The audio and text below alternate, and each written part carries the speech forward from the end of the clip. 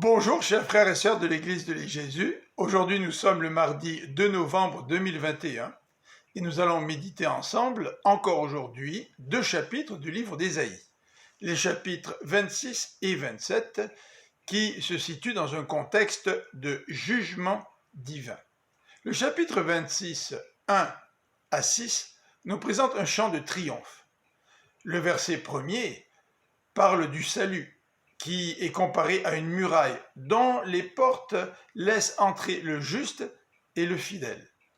Le verset 3 nous affirme que celui qui se confie en l'Éternel a une parfaite paix, car le Seigneur est le rocher de toute éternité.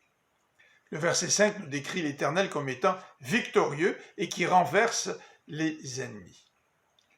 Les versets 7 à 10 nous présentent une prière dont j'aimerais lire les versets 7, 8 et 9.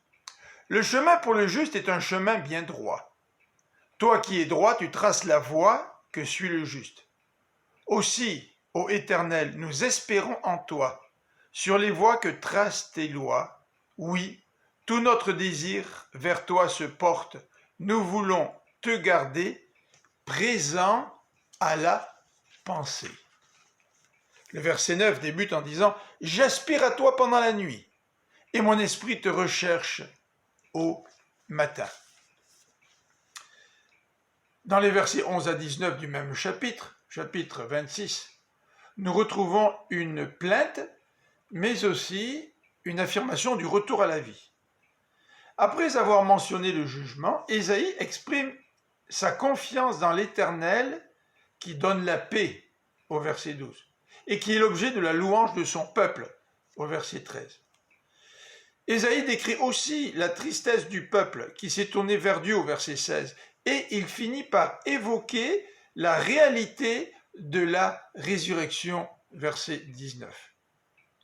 Après avoir décrit la colère de l'Éternel qui va juger le monde, et après avoir mentionné que le peuple de Dieu se cache pendant l'expression de la colère divine, au verset 20, Ésaïe compare le peuple de Dieu, au chapitre 27, versets 2 à 9, à une vigne dont l'Éternel prend soin. La colère divine passée, l'Éternel va garder cette vigne, il va l'arroser.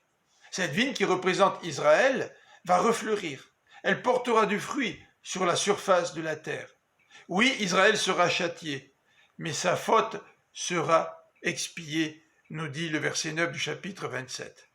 Dans les versets 12 à 13, nous voyons une description du retour de l'exil.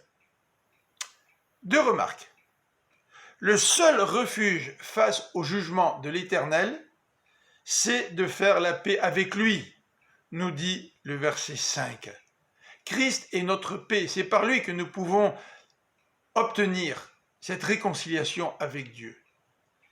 Deuxième réflexion, c'est l'assurance de la résurrection. Chapitre 26, verset 19.